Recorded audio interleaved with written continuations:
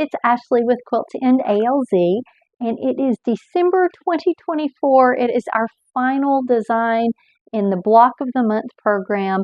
This year's design has been called Charmwood, and it has been a lot of fun. If you have seen our kit, it's adorable. I've also been making a Christmas version, and as I was working through the December instructions, I remembered way back last year when I did the kit thinking that these diamonds in the December block can be a little tricky. So I wanted to share a few tips with you to get those done. Our instructions call for 5-inch by 10-inch rectangles in fabric A, and then a variety of 5-inch by 10-inch rectangles in fabrics B, D, E, F, and G.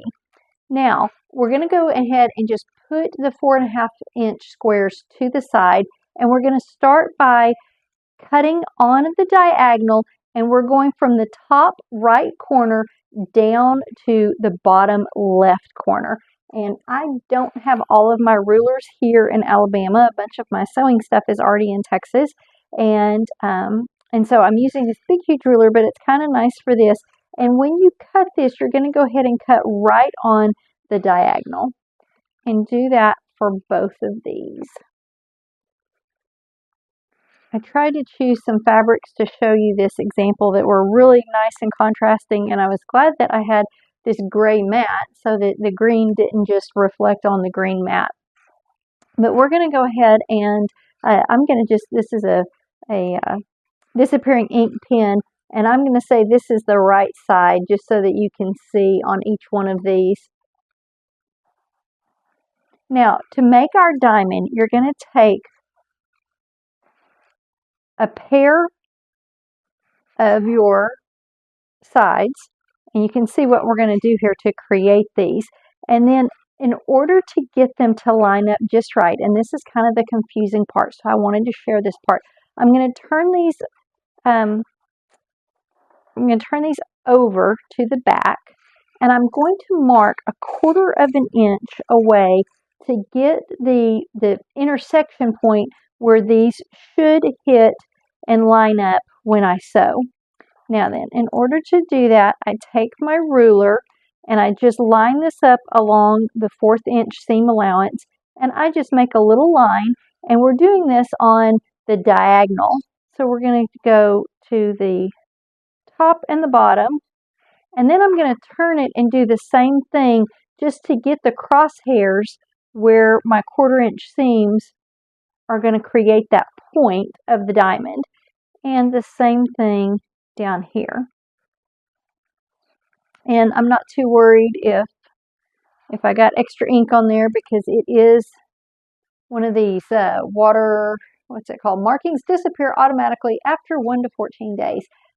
Select self-erase marker by quiltersselect.com.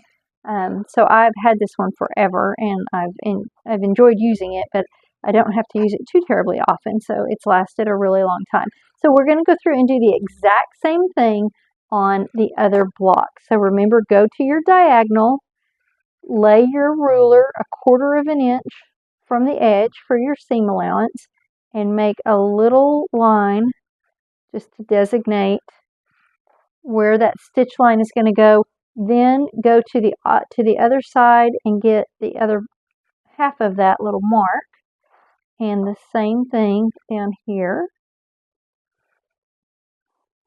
Okay, well, I didn't do that one quite far enough so you can see. Okay, very nice. Now I've got these intersection points.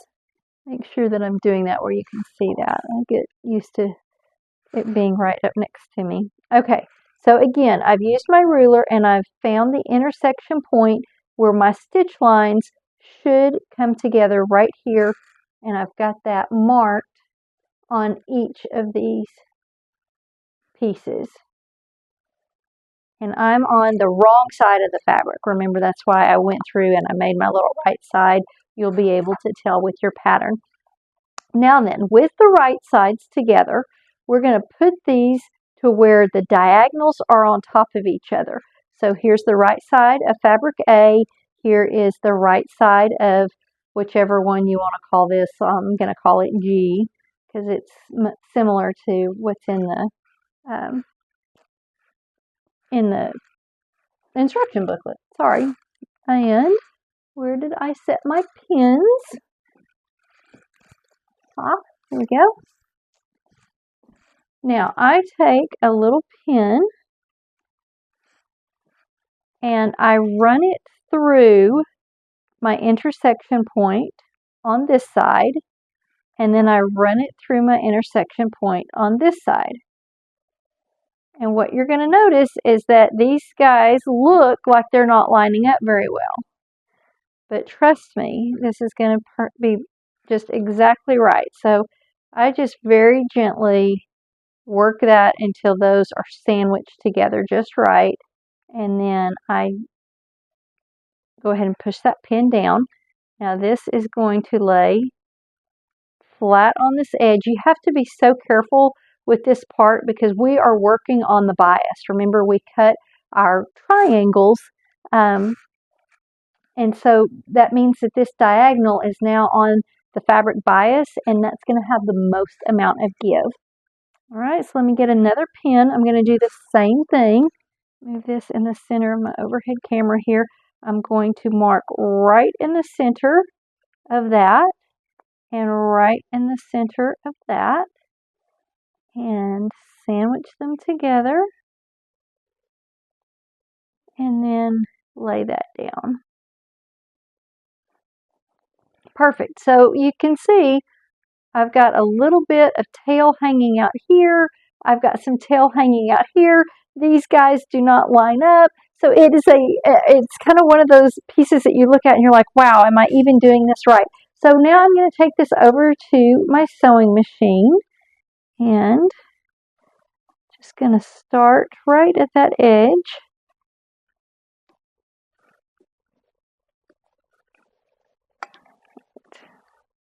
Oh, I had my pins on my wrist the whole time. Isn't that about right? All right, and then we're just going to sew on that 1/4 inch seam allowance. Again, being so careful because you are working on the bias.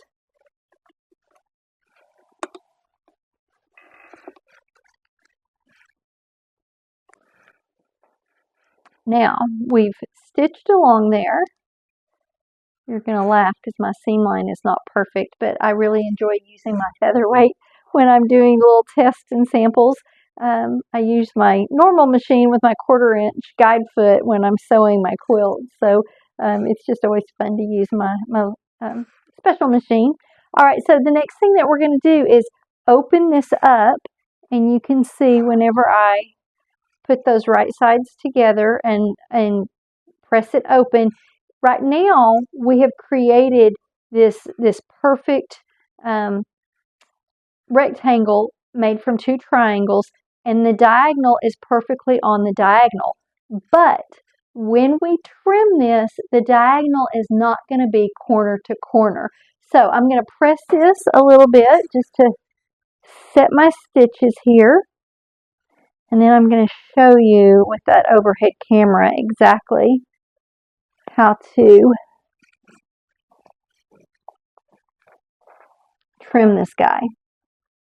All right, so this is bigger, so you can see our points where those matched, and that's how we know that we have a nice perfect rectangle.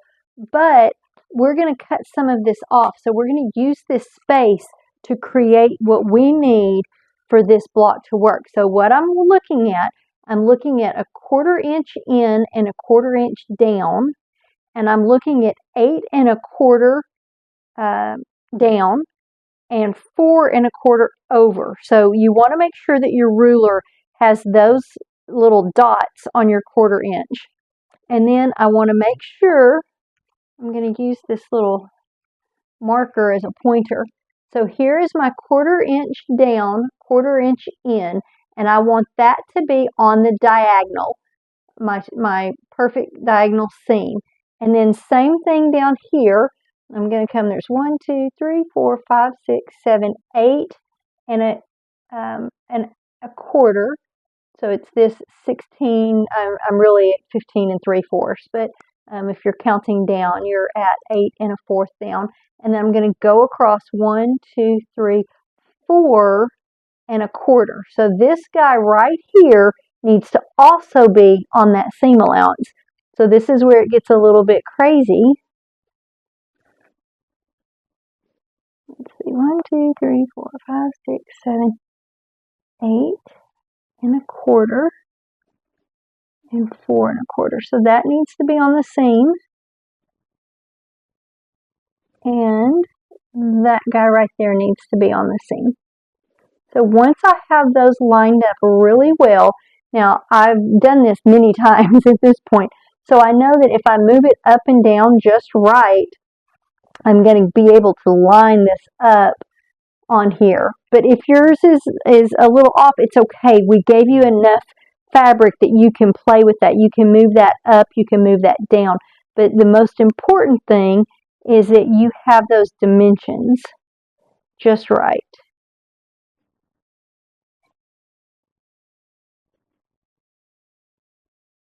Okay, and now I'm going to trim that up, and so that I trim that across, and then I'll turn this over. And now when I turn it over, it's a little bit easier because I know that I had it lined up just right, that I'm at my 4 1/2 by 8 1/2. And again, you can see my little dot. So this is my 1/4 inch in, 1/4 inch up, and my 1/4 inch in, 1/4 inch up. So I'm hoping that you can see that. I was probably leaning over. I'm so sorry.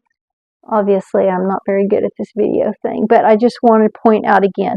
So we're 1/4 inch in on the diagonal and 1/4 inch in on the diagonal. And now I can trim up the rest of my block.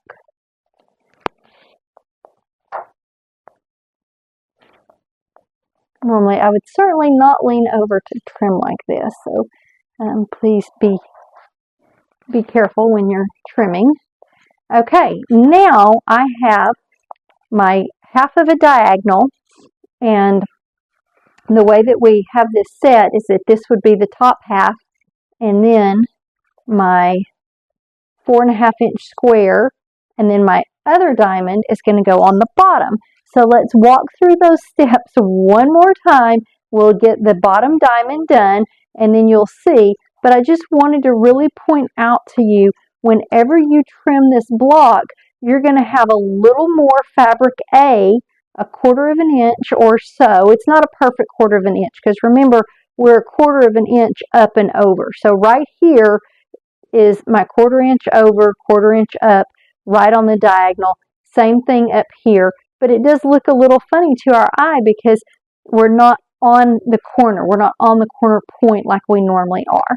All right, so let's set this over to the side. And now we're going to, remember, I marked these right side, and I'm going to flip them over. And I'm going to use my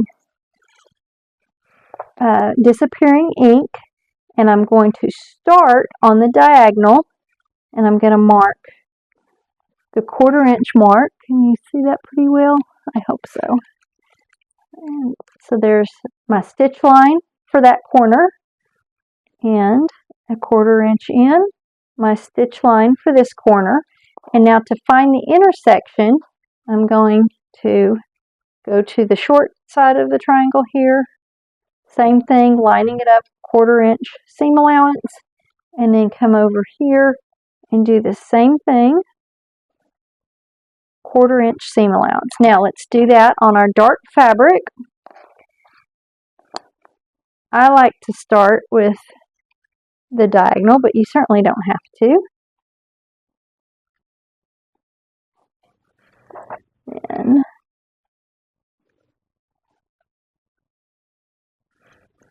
slide right there. And the last one, make sure you can see that in the light, right there. Okay, so there's 1, 2, 3, and 4 points that we need to put together.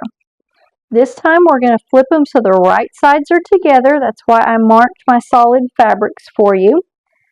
So I've got my crosshairs on this side, and over here it's already disappearing, but you can see it says right side together. And remember, you lay them the diagonal together, right sides together, and it's going to make this little, I don't know, for whatever reason this reminds me of like a collar on a shirt, but that it's going to give you that kind of impression. And now I take my pen and I'm going to put my pen through the marks that I made. And I love in my lighter fabric that dot shows all the way through. It makes it nice and easy. And then I sandwich them together.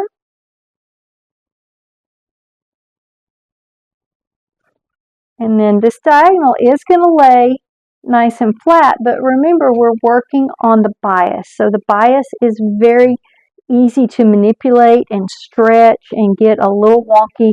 So I'm just trying to be super careful with it.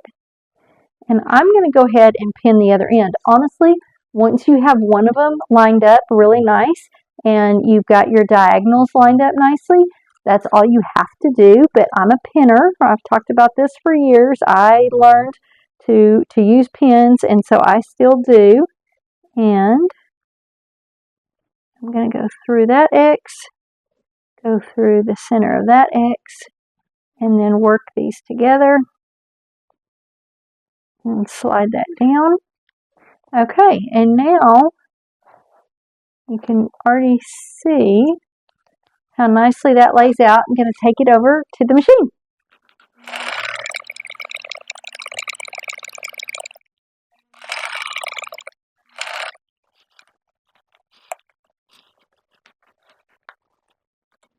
All right, here we go. So I'm going to open this one up,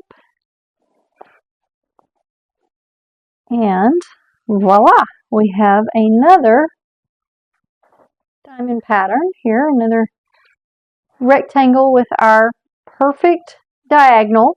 Remember, it's going to look perfect until we trim it. So let me press it open. And now let's walk through the steps one more time of how we trim. Remember, we want to use the markings on our ruler, and we're looking at the marking that is let's see, I'll put on the white. It's 1/4 of an inch down and 1/4 of an inch in. So it's this first dot in the top right hand corner. And then we're also looking at the dot that is 4 1/4 by 8 1/4. So right here, this little dot. So let's line those up on the diagonal.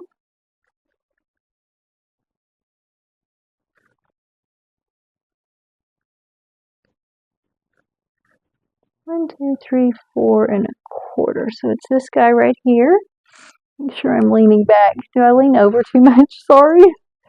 This guy and that one.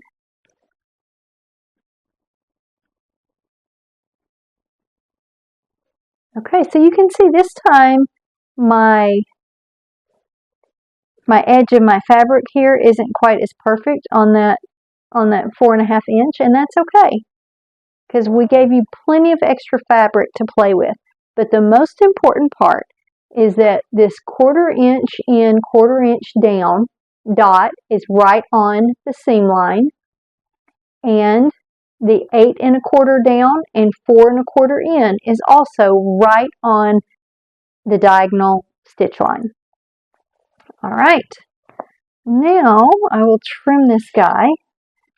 I have a 6 inch by 12 inch ruler that is my absolute favorite. That is my go-to ruler. I don't know what size is your very favorite ruler, but that one in my 4 1/2 by 4 1/2. But I don't have it here. It is in Texas, where we have been most of this fall semester. And little by little, I've been taking my sewing stuff there, and now it's scattered all over the country. All right, so I'm 4 1/2 over, 8 1/2 down. Again, I check those dots are just right. They are right on that diagonal where they're supposed to be, which is amazing. I have now done this many times, and I'm in love with this block. I really do think it's a fun block. All right, So our first diagonal that we made, just going to line that up right there.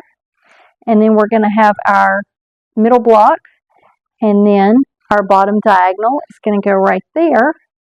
And you can imagine that when you use your 1/4 inch seam allowance, you're going to end up right here, and that's going to go right to the spot where it needs to go, so that when it's all said and done, in a perfect world, you have really nice spots. So this one turned out really well, if you can see that one. And I was a little over. This one I did not do as good, but I can assure you that that will be hidden in the quilting. And this one too. This is a tough block. So give yourself a little bit of grace. I feel like the other side of mine actually looks a bit better. This one's pretty good. That one's really good. That one's really good. That one's really good. So I'm really pleased with how the block turned out. I'm excited. I don't know how well you can see, but I've got my sashing put in between my blocks for each row, and now I've got my sashing in between my rows. And the last thing that I need to do is sew December's block onto the row and add that to the bottom of the quilt. And then I'm going to be ready to long arm it. So I hope you have enjoyed the Charmwood. We are going to do another quilt along in 2025. We're going to do a little bit of a hybrid between our old system and our 2024 system. So our 2025 blocks will come in the monthly newsletter. That's just our best source of getting Alzheimer's information out to our audience and our quilters, and that is our mission, is to connect quilters with the fight to end Alzheimer's disease. And I feel like when we don't do that monthly newsletter, we don't have that connection to be able to educate and to share what's going on in the fight to end Alzheimer's and dementia. And so we're going to go back to our monthly newsletter. The block of the month will be a complimentary block each month, but if you are a member of the clubhouse, you will get a bonus quilt pattern every month that goes along with the quilt along. So if you're not a clubhouse member yet, I hope you will join us. All the information is on our website, quiltendalz.org, quiltendalz.org. I'm Ashley. You could always shoot me an email if you have any questions. And thank you so much for quilting with us to mend the mind.